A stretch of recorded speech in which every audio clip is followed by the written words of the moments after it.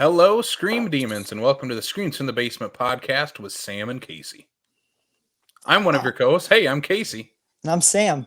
Hey, guys, we are back here with a brand new episode. We are joined by a very special guest on this. We're doing another interview with a filmmaker, one that both of us are very excited to talk about. We are talking about the latest Full Moon Features original film, Bring Her to Me. We're joined by writer-director Brooks Davis. Brooks, welcome to the show. Hey, thanks for having me, guys. It's a real pleasure. I'm glad to be, quote unquote, in the basement with you guys. And I got to say, I love your opening theme music. One of the coolest opening theme musics I've seen around there. So thank you so much. Yeah.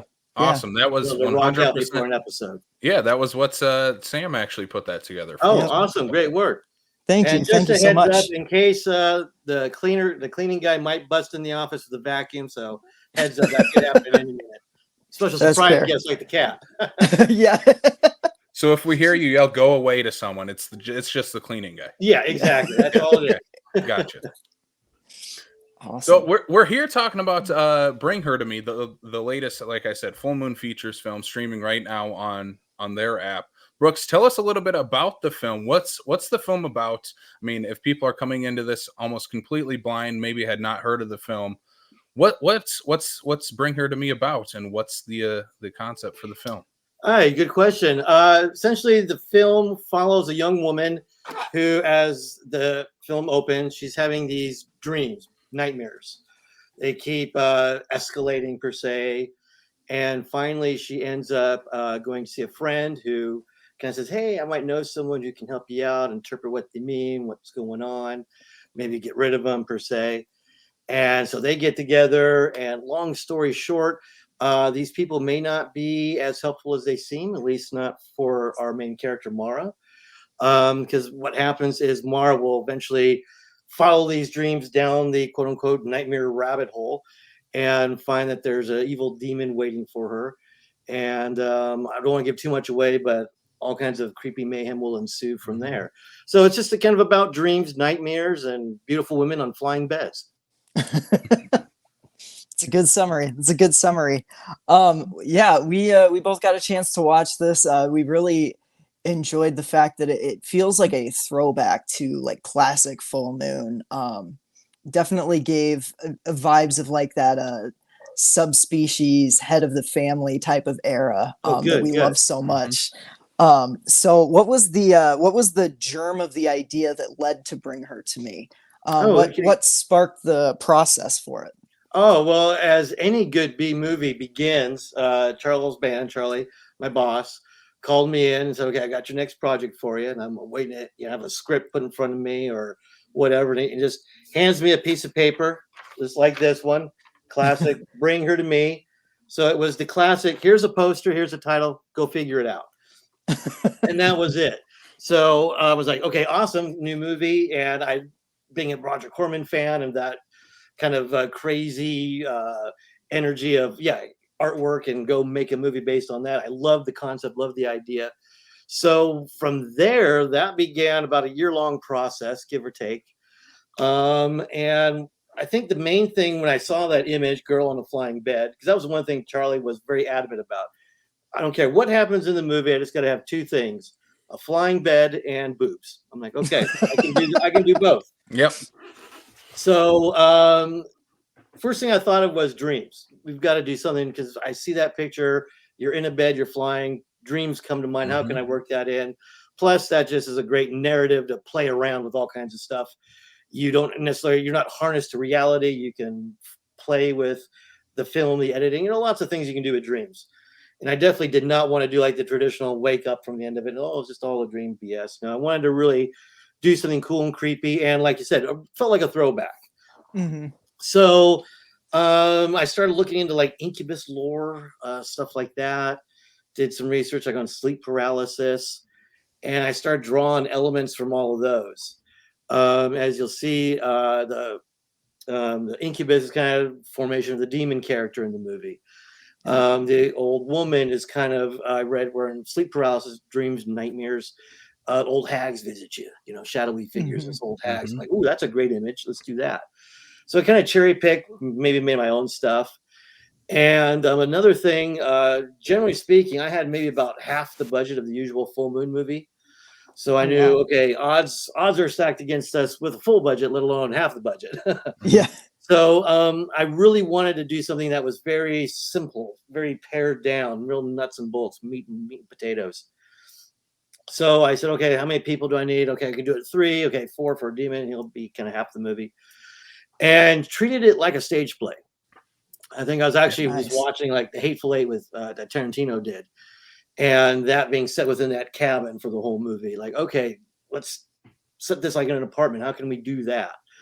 And then let's core characters, 3 people, and work around that and try to make it take place over the shortest amount of time as possible. If you're familiar with full movies, which I know you guys certainly are, our run times now are averaging about 50 to 60 minutes, Mhm. which for some Mhm. of our stuff is the perfect runtime. It's not a whole lot of extraneous stuff, extra meat and potatoes, just the right amount of what you want. Yep. So I wanted to play with that, thinking, okay, let's treat this like maybe a good episode of The Twilight Zone or Night Gallery, nice hour Mhm. long episode, Yep. keep it nice and tight.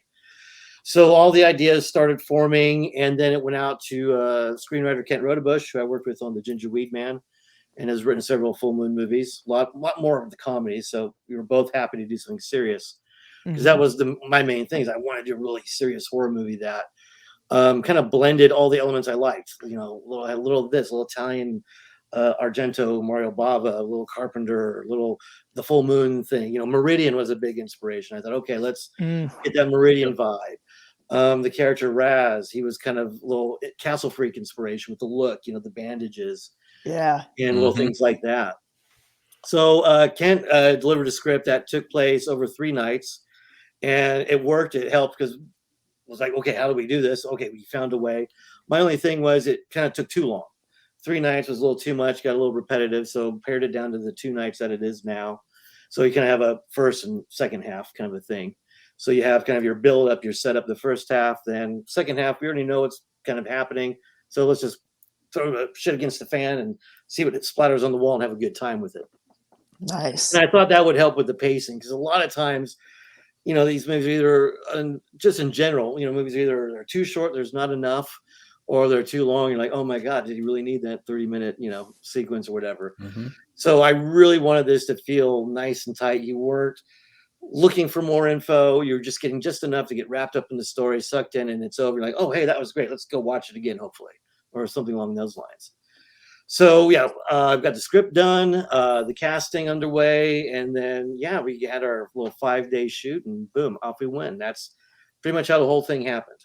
Outside of other Mhm. little influences from other movies here and there, sprinkling their way in there as they Mhm. always do. That's awesome. Yeah, I'm glad as the filmmaker brought up the runtime because for me, when you look at that 55 minutes, I think is what the film ended up being. Mhm. Um, that's again, like you said, it's either not enough or there's too much sometimes, in especially nowadays in modern movies, it's really a lot of times maybe too much. But Yeah. for, Oh for, yeah, yeah. A lot. I mean, by nature, we're filmmakers. We're all pretentious to a degree. We yeah, have to be, but then there's a certain level of like, okay, really, okay, wow. There's no other. so then I gotta ask the runtime for the film. Is there stuff that you did cut out where you're like, all right, this is getting a little too long, or it's like, no, this is exactly where I wanted this entire story to be. It just so happens it ended up being right around an hour long. Yeah, actually, I didn't. I only cut one little minor, kind of a nothing burger scene out. Pretty much everything is there that we shot. Again, we had 5 days and shot the hell out of this sucker. Mm-hmm. And let's see, the script was initially 60 pages, and then by the time I was done, about 58. So, we're pretty much right on Yeah. time. And then the scene I got rid of actually kind of took place in the second half. If you're familiar with it, I don't want to give too much away if those who haven't, but there's a coffee shop scene that leads to another scene. And the only little scene I took out took place in between that. And a lot of it was exactly what you're saying. We're starting to get kind of repetitive. Mm-hmm. Is this really necessary? Sure, everything's great. There's some cool camera movements. It kind of establishes a little bit of a plot device, but it wasn't really needed. So out it went. And then the only other thing that I wasn't 100% sure on was the infamous flying bed sequence. I mean, I knew the movie would hinge on that. I knew it was like, okay, I got to do this the best I can. And we shot it a little differently than you normally do. We didn't use green screen or anything like that. But I had no idea what the hell was going to happen. I didn't know, I guess, the flight course, the plot course, or whatever. I was just like, it's got to fly. It's got to fly over the city. And I thought, okay, that's going to be tough to do. So let's a little bit of city. Then it goes a dark area. Okay, we can do a dark area. It goes black and add some clouds and all that stuff as we did and ghosts. So as I was editing, and this was actually kind of the last thing I edited of the movie, I was running through, okay, what can we do? All right, sailing, and then, okay, up and around. I got this cool drone footage of going up over the US Bank building here in downtown LA. I'm like, okay, we got to do something that's dynamic because people are here full moon. They know our budgets. They're going to expect this thing to go fly across the screen like, a little flying carpet. I'm like, I really want this to be exciting. I really want this to be like a real journey, its own little mini movie within this almost mini movie and tell its own story. So I pretty much had to figure out the first part with my drone footage, how I can do it. And some of it is a lot of the same shots. I just flipped it, reversed it, and backed out or did whatever from different angles, perspective. And then I just kind of put the bed sequence together. And again, I was going by pacing. Am I spending too much time? Have we seen enough of the city? Have we seen enough of the other realm? We want to get to this point. And I think I blocked out about 3 minutes for the scene, just knowing it was never going to be 3 minutes, just enough space before I had a lock cut. And then I think by the end of it, it was about a minute and a half or somewhere in between. And it just, to me, felt right.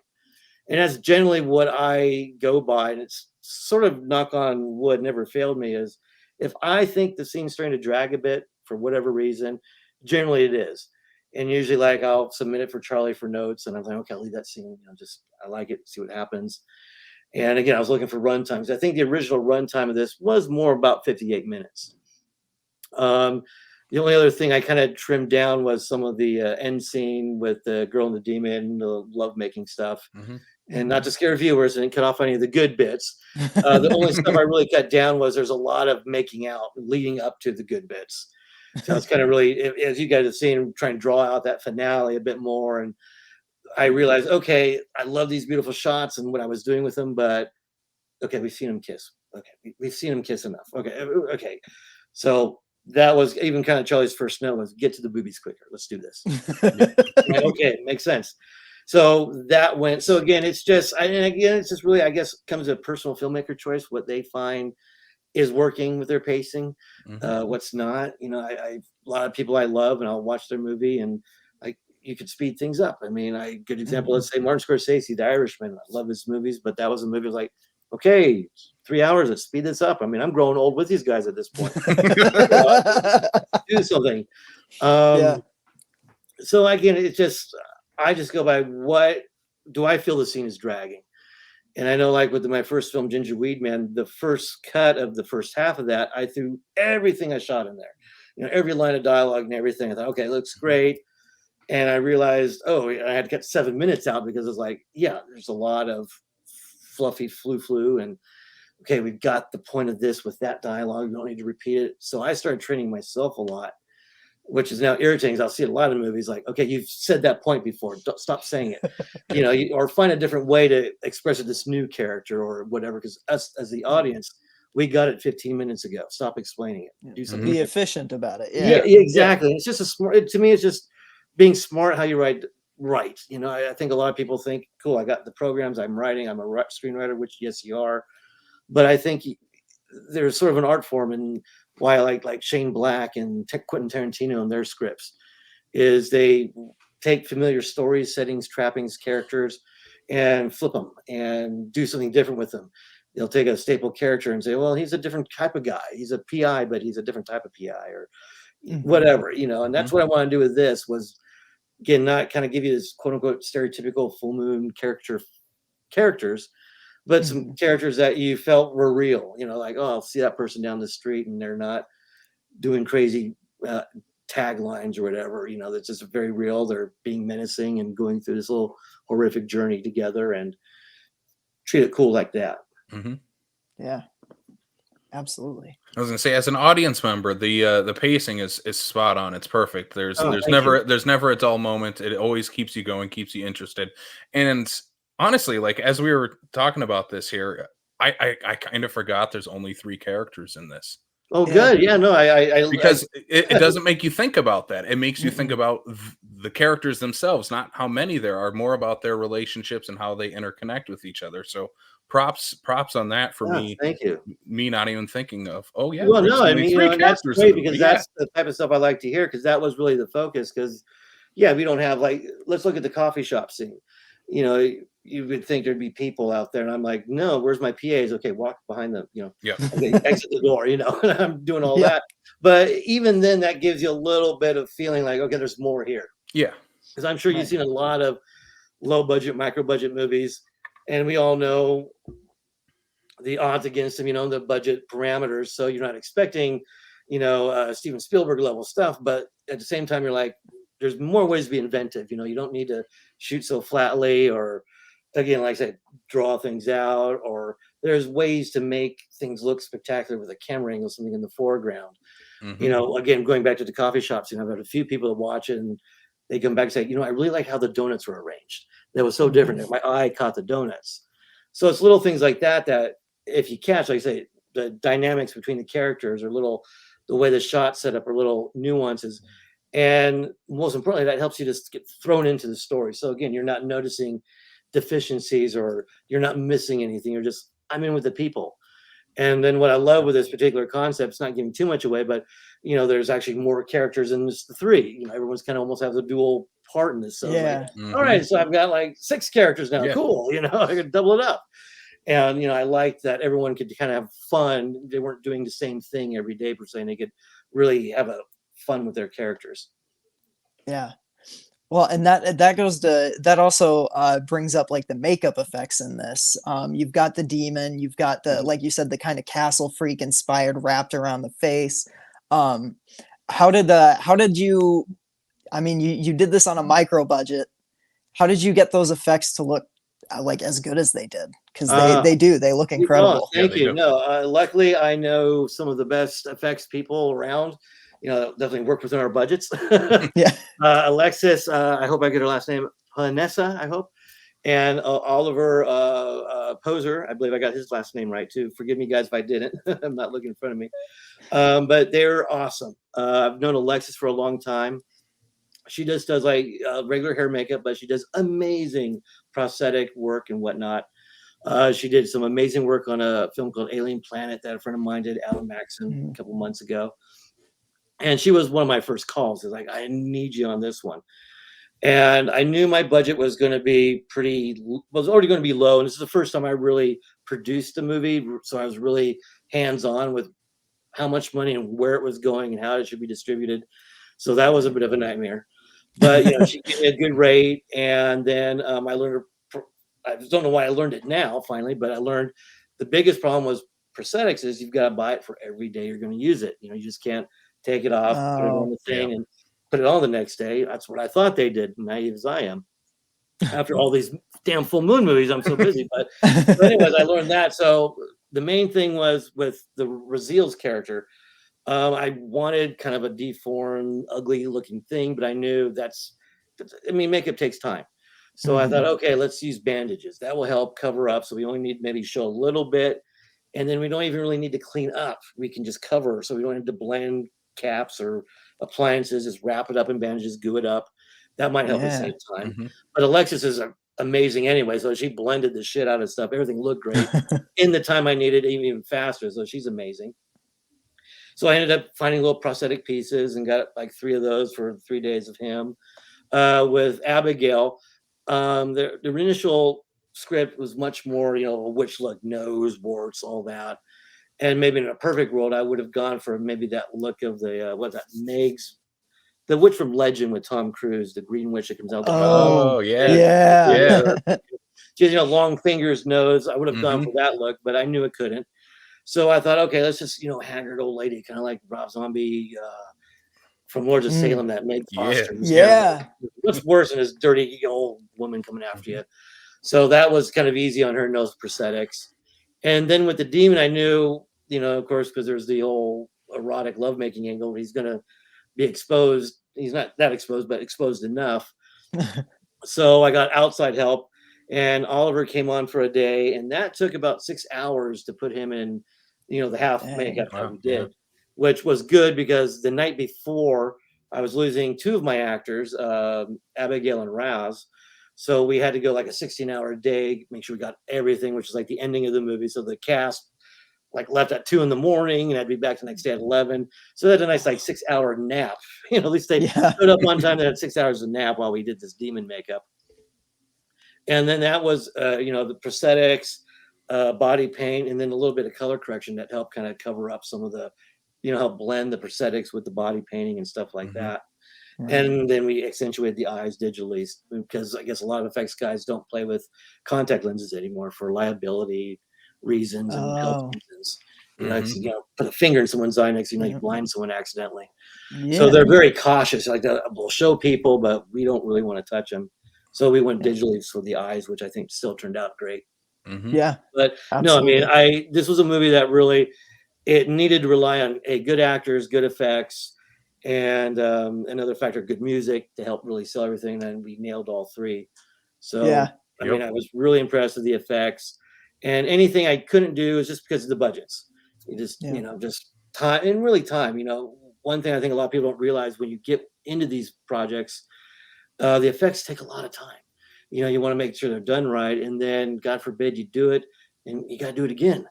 And, one thing I want to be real careful of, I'm not opposed to blood, but I didn't want to get bloody because it's a whole process of setup, redress. I'd love a good blood gag, but if you got time and money, you can redo it because you got to clean walls, clean the wardrobe, shower the people, do it again. Whereas with our schedule, cross your fingers, let's hope it goes right the first time, and then that's all you can do because that's all you can. You only have a half hour, 45 minutes to shoot a given scene here and there. Yeah. So again, that helped. Again, really the only real bloody gag comes towards the end, and we were real specific with that and got a little extra help with a pumping heart and cool shit like that. Yeah. That's just another thing, just working with the low budget and micro budget world is just know your effects, know your timing, and work with it. Don't be accept it as a challenge. Like, let me find a new way to kill someone. It maybe won't be as violent, but how can it be effective? Filmmaking, writing, editing. There's lots of other ways to get the effect, get that jaw drop moment without killing yourself, time wise, budget wise, effects wise. Yeah.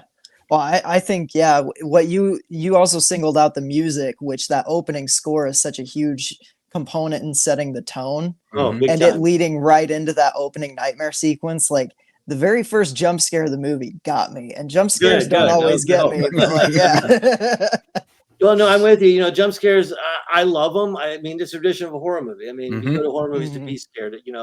If I go to a horror movie, I'm not little anxious or little apprehensive. You haven't done your job in the first place. Yeah. And jump scares, to me, I think they're done so much now that you can telegraph them a mile away. From the trailer, I made a real point in the trailer to use a shot that's not even in the movie because I wanted you to think, okay, we're focused on the jump scare in the trailer, and I didn't want you to know the payoff. So I said, well, here's a different payoff because you're going to be in the trailer. It's an arm coming from the other direction. So in my head, I'm thinking, all right, savvy audience members or whatever, you're just going to know someone's coming out of that corner. So you're looking there, not knowing, oh shit, coming the other way. So that was a little trickery there. And there's another jump scare. I said, don't even put it in the movie because I don't want it just to be a complete jump because I'm setting it up where it's a very normal thing. Everything's gonna be fine. Oh shit, something just happened. And so I had a lot of fun doing that and, keeping it scary. And then back to the music, I knew I needed great music, and that's always tough, because you want that orchestral big thing, and we get a guy who is super talented with a keyboard or whatever software he's got. And Jonathan Walter was actually Charlie found him at a convention. Wow. The way I heard about it was he met him at a convention. I forget which one, it was back east, and said, "Oh, here's a sample of my music," and which is rare. Charlie listened to it and loved it and said, "Brooks, check this guy out. I think he'd be really great." And even I was apprehensive because I've worked at conventions, I've been at them, and there's everyone's got passion, but you just don't expect to find great talent, come running up with good music. And I listened to some of his demos, and I was like, he sounds like he's got a full-bodied orchestra working with him. Yeah. He's got that depth, that heavy sound, and I'm like, sign him, let's do it. And I gave him some references of music. A lot of it was John Williams from The Fury, a Brian De Palma movie from the Oh, 70s. Yeah. Yep. I heard that theme, and I was like, okay, that's kind of got everything. A little bit of melancholy, it's dreamy, it's Hitchcocky, Yeah. and I wanted something bombastic. This was a small movie, but I wanted the sound to be large and the music to be large. Yeah. And he nailed it right away, and he had the theme right away. So I always kind of had that opening credits to keep me going. And then I was like, okay, I hope you're up for the challenge, because like the whole first 6 minutes is pretty much all music. I think he had maybe a little gap, and I said, no, keep tying it, play it like you said. It really works great, blah, blah, blah. And I wanted it to, because as the movie progresses, I wanted the music to progress. Everything kind of progresses. But I said for the opening credits, I want to kind of be a summary of the movie. Start slow, build, and then boom, then we'll work our way back to the finale. And he just blew me away. I mean, this movie wouldn't be half as good if it wasn't for his music. It would be a completely different movie. And the rest of the movie, I really didn't give him too many notes.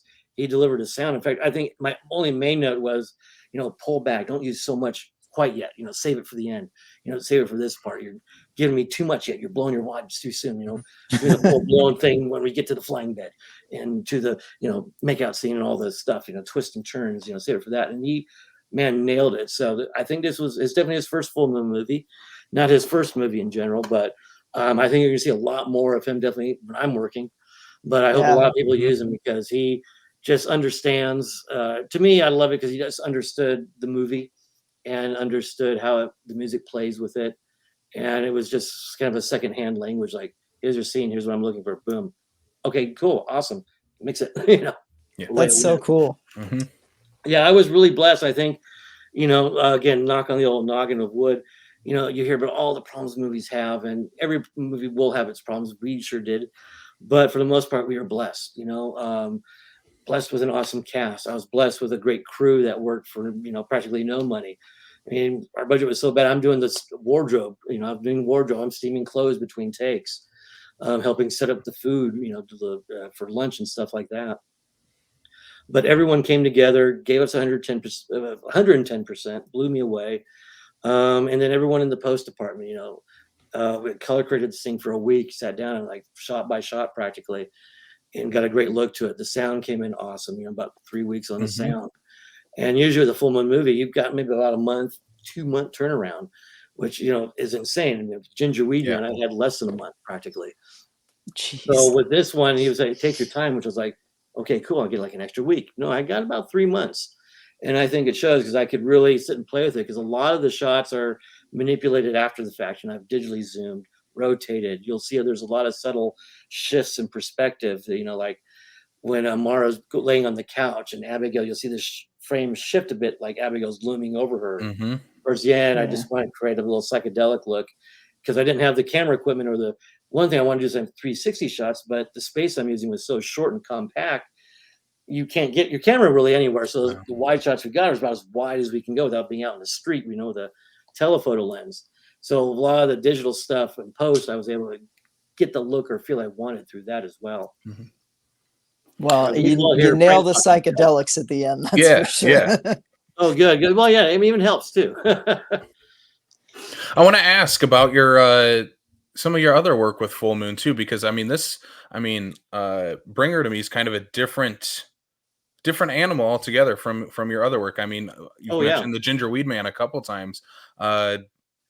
Again, that's a straight up stoner comedy. Oh yeah. And I have two sides. Yeah, what's your Full Moon origin story, and like how did you go from working behind the scenes on some of their work to now making full length feature films with them? Yeah, it's kind of the one. It's kind of like that cool, weird Hollywood story. I mean, probably like you guys. Well, I'm probably a little older, so I mean, I was way back in the heyday of Full Moon. When they were first coming on the video store shelves, hitting Blockbuster. And I love the movies. And I remember even back in the theater days when I was younger, seeing Dungeon Master in the theater, The Eliminators. And I think even as a young kid, that was the first time I realized not all movies are the same. And this movie is a little these movies are a little different. That's when I realized, okay, low budget movies compared to big budget movies. And I kept seeing that name, Charles Band on everything. And then as a little older Reanimator came out, the Ghoulies and From Beyond, you really knew Charles Band's name. Mhm. So fast forward 90s, Puppet Master's out. I'm like, oh, hey, Charles Band's got a new movie. Let's check it out. And from as much as I love the movies, I love the video zones. And that was a really big inspiration because he really made it seem like you could be a part of Hollywood. There wasn't this veil of secrecy like there was back in the day when I was getting started.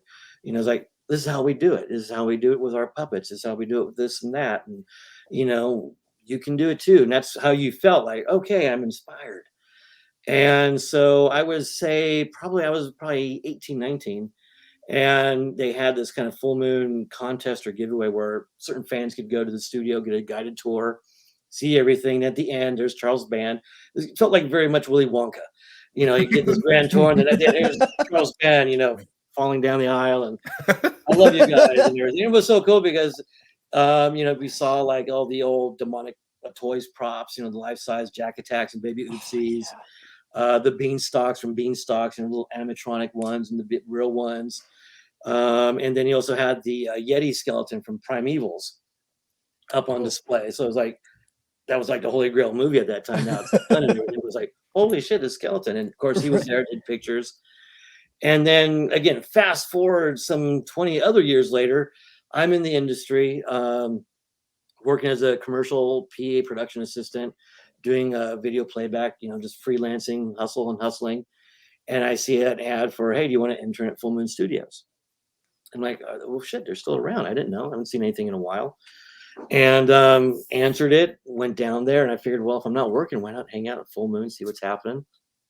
Got the little gig, which pretty much amounted to answering emails, watching DVDs, stuff like that. And they were just about to film Unlucky Charms at the time. So it's probably, 2013 or so? And I said, well, I have set experience. If you guys need help on sets, I'd love to help out. And they're like, okay, yeah, sure. And then finally, like, okay, yeah, we need help. And so and then I was apprehensive. It was like, it's a 5-day shoot. This is like a movie. How the hell do you do a movie in 5 days? I knew low budget movies, you worked long hours and stuff. I'm thinking like 2 weeks, but 5 days, you kidding me? But whatever. And yeah, I got on, watched Charlie work the magic, and started PAing, freelancing on a lot of the movies. And then I would say probably about a time of Trophy Heads, that's kind of when he started knowing who I was. So he was like, oh, hey, Brooks, okay, cool, you got a loud voice. And then by about Killjoy, Psycho Circus, Puppet Master, Axis Termination, it was kind of the official, unofficial. Okay, he's got to be the assistant director. He's yelling at everybody. He's telling them, shut up. He's loud. He can direct, he can get everything done while the director's setting up shots. So I kind of became the de facto assistant director on everything. And then I would say maybe about a year or so after Puppet Master Axis Termination, he brought me on full time with the company. So I was no longer freelance. I was a part of the company. So I was like, oh, hey, holy crap, this is great. And again, it wasn't anything really production wise per se. It was more, okay, you're coming in, you're helping. I was more kind of like a personal assistant without the title. I was kind of his personal assistant. I did a lot of his stuff from, laundry running to, car washing to what have you, sitting in on readings, getting assistant directing on stuff he was shooting, Evil Bongs at the time, Raven Wolf Towers. And then from that point, I had always been doing video since high school, kind of when I started. I took a Super 8 film class, made my first movie there, loved the process, loved movies. I was always making movies with friends, usually always comedies, working with an improv group in Long Beach, the upperclassmen, and doing skits for them, shooting intros for their shows. So at Full Moon, I started taking that stuff and started doing a lot of the promos. And okay, sale promo of this and that. So Charlie was like, "Oh, you edit too?" I'm like, "Well, yeah, I can do a lot more." So started showing things off, and then we got to Evil Bong 666, and with that one, that was when the Gingerweed Man was introduced.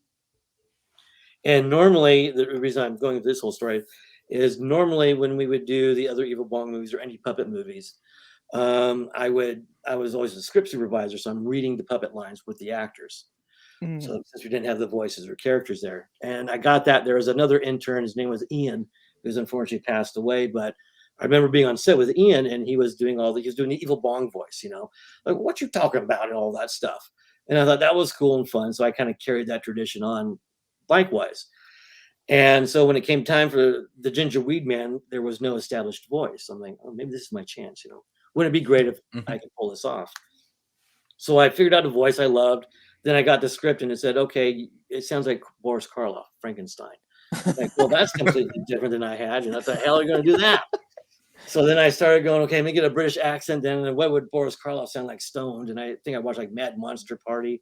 That's, great voice, Yes. And like, okay, and I got kind of the voice down and was just doing it on set thinking, okay, whatever. Because we had another really great guy, Bobby Ramos, who did the voices and stuff. And, he was terrific, thought he had the part, no sweat. So we go to do the voice recording. He says, okay, I got Bobby coming in. And Charlie said, just in case, if he can't pull it off, be ready. I might call you in to do the voice. I'm like, oh, sure, yeah, but whatever. 3 hours later, get down here quick. Oh, shit, it happened. So, boom, Gingerweed Man and I became interconnected at that point because I became the voice. And then we had the little replica. So then I started using him in promos, thinking, okay, I love the character. I can voice the character. I can find ways to animate the mouth or not animate the mouth. And I just did a series of promos that starred Gingerweed Man, not thinking he'd get a movie, not even asking for a movie. Just like, okay, here's what I can do. And it's keeping me happy. Mm-hmm. And let's see, right around COVID started hitting. And we had just done like Corona Zombies and kind of little Barbie Kendra Odyssey of films. And we were just getting ready to do our new slate of stuff, like with Resonator, Don't Let Her In, to Sex. And Charlie said, okay, good news, I've got your first movie. And I was like, holy shit, my first movie. I didn't ask for it, just hopefully, or obviously saw I could pull it together. I ran sets. I knew how to do these things in 5 days and said, it's the perfect movie, Gingerweed Man. I'm like, even better, I've been starring directing my own movie, for crying out loud. And then I got with Kent and we are like, okay, what the hell do we do with it now? As you guys, I'm sure, have seen all the evil Bong movies, they're pretty much just set in a bong shop. It's half hour of bong shop and then maybe 15, 20 minutes in, Bong World or some other. Yeah. They work that way, but we were like, we don't want to do it with Gingerweed Man. So we sat down and came up with that concept and boom, the rest was history. And that didn't do as well as we hoped. But again, I think a lot was just, COVID related times and we were cranking things out. I mean, month after month. So we had something this month, there's a new thing that month. So I think stuff got lost in the shuffle through, having to focus on the new thing. And then I ended up doing Famous TNA 2 with Diana Prince. And that started because Charlie did the first Famous TNA back in the video store 80s days. And it was on our Amazon channel and doing great for us because Amazon doesn't like a lot of our erotic stuff. But somehow that passed through. So we thought, okay, we're going to make part 2. And that will be a big on Amazon. I'm like, okay, I got it up there. And a month later, sure enough, they banned my movie for being too sexy. And said, oh, hey, we found this other TNA movie. We banned that one too. So we're like, lost everything on that one. But still, they both turned out good. And then maybe about a year later, I said, okay, get into the story. Here's your poster. Bring her to me. The rest is history. That's awesome. Oh yeah, it was exactly a dream come true. Was just going in and hoping someone sees what you can do and gives you that opportunity, and then taking it and making it shine and saying you weren't wrong. Yeah, I can do it. And to Charlie's credit, he believed in me and he has believed in me, and I'm eternally grateful for that opportunity. That's awesome. Yeah, I was going to say that's an incredible story and kind of inspiring, especially like for us here on the podcast and people listening who like love full moon and low budget movies like us. Like that's so cool to hear that one of us made it to. I mean, and like for my you guys, I grew up with these things. I mean, Evil Dead 2 was the movie that said I got to direct. I want to make movies, and while I love movies ranging all over the place, I knew I always wanted to start with low budget movies. I wanted to make these crazy little fun things that weren't, they were outside of the box, weren't contained. You could do anything. And then to end up at of all places, full moon, just like the irony, So I thought I'd have to script, Indiegogo myself and do all this on my own. And hopefully someone saw it. Next thing I know, here I am working with, Roger Corman's the man, but Charles Band's the man, the kind of the second tier, of Roger Corman and all that, and still making stuff. I mean, Full Moon's still thriving. He's still every year, okay, we got a slate of movies. We're going to crank this out, 5, 6, whatever. So it's just, again, it's been an incredible dream. And I love hearing other filmmakers, aspiring filmmakers, up and coming filmmakers, and hopefully give them some knowledge and pay it back, pay it forward, because there's great talent out there. And what I love about these type of films is they're all made with love, even if they're a bad one. It's made with such love. You have to almost embrace, like, oh, you're such a shitty movie, but I love you anyway. Because this one's better, but you tried. But there's all that common community, and we all love it together. That's, I think, unique to this genre. I don't think you see, you don't see rom-com people getting together or drama people getting together, but horror guys, we get together. We have conventions, we have parties. We get stoned, eat, drink, whatever, and watch these crazy things. And again, even if they're shitty, we still love them. And we love them because they're shitty. Oh yeah. Yeah. Hell yeah, dude. I gotta also ask you. You worked with Charlie on his podcast, Full Moon Freak Show. Oh yeah. I mean, I loved the show from the start. It was listened to it every single week. I loved his stories. Is it coming back? Are we gonna get more? Yeah. It's definitely. I think it's something coming back. We're just kind of all the things happening. I think we're trying to get a good roster of guests. We actually do have a few saved. Yeah. Nice. Enough to do a season worth. Awesome. Because that was kind of an experiment, and it turned out great. Charlie said, "Let's do a podcast," and then what can we do? Okay, let's get a visual component to it. And then we're in our little offices here in LA, and one of the small offices is actually where we shoot those at. It's a little green screen background, and boom, again, that was just another treat, because here I am, first one, John Carpenter of all people. My hero. Yeah. I got a great picture with him. I gave him a copy of Gingerweed Man. I know he smokes or used to. One of my favorite pictures is there's me and John with my movie, and then John Waters, Joe Dante, Rob Zombie, Joe Lynch, all these great guys. And I'm just sitting there live editing the whole spiel, just like in awe of everybody. So we're definitely working on having more of those coming on. I have no real idea when. I would probably say don't get your hopes up till 1st of next year, though. Okay. Awesome. Cool.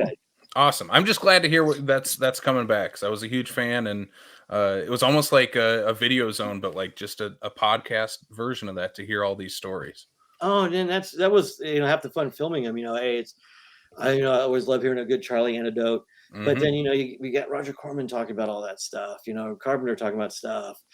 John Waters, who is fabulous. And we got Rob Zombie talking about how much he hated Miramax and Harvey Weinstein. I don't want to say it, but they're like, fuck them, I don't care anymore. They're dead. Or dead.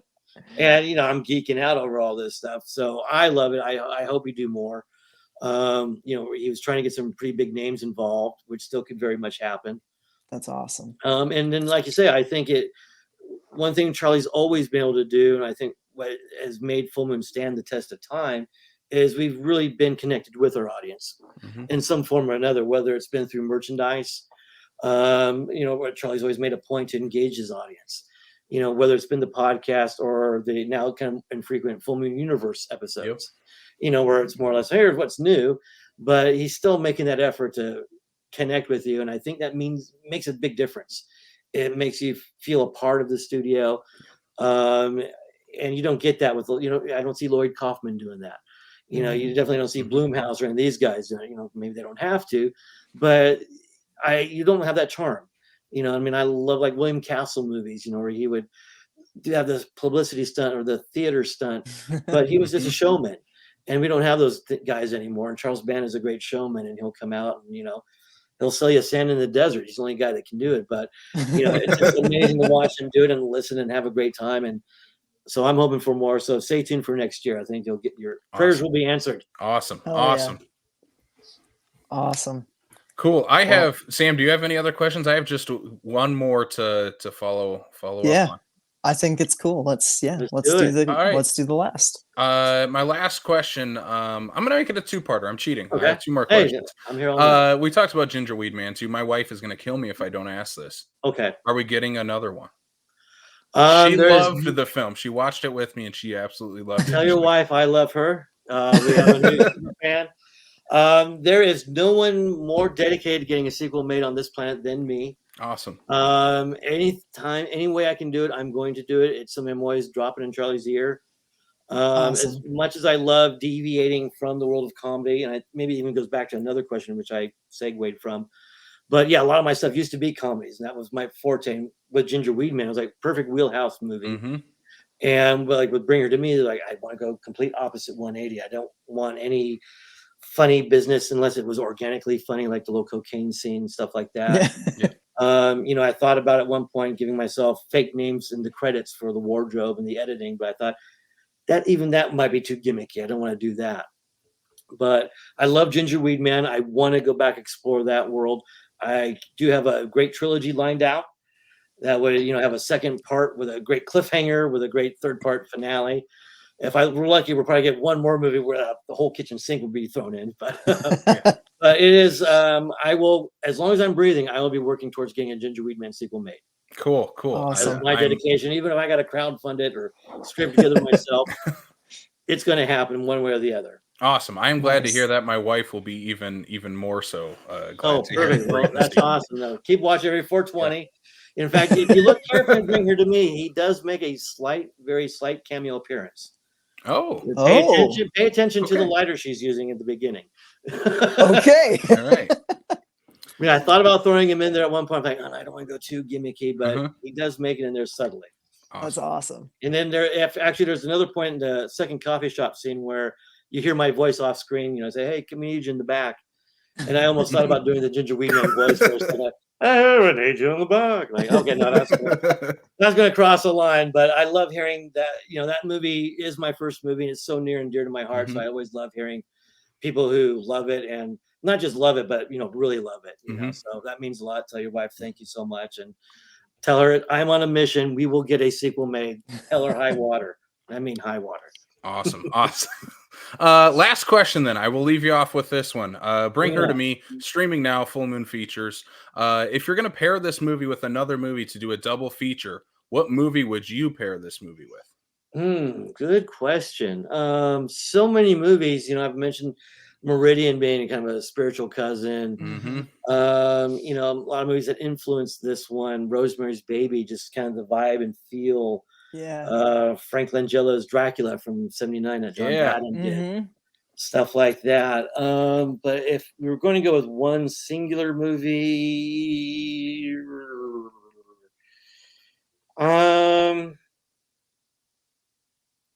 Francis Ford Coppola's Dracula, I think, in a way. Awesome.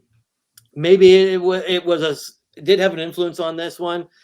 But I think it's a good pairing of that just kind of gothic-y horror sexiness. I would say either that Dracula or Badham's '79 Dracula. Just again, as far as feeling that classic horror movie vibe, which I wanted this to have, and then maybe another source of inspiration were like the Corman Poe movies with Vincent Price. With this kind of lushness, you don't see that anymore. We have a lot of good horror movies, but they're all young kids, slashers, or possessions, or it's the same Carbon thing. Where I wanted this to kind of have those old school movie horror tropes and vibes. Again, not so much a nostalgic line, but just we don't see that kind of gothicness too much anymore.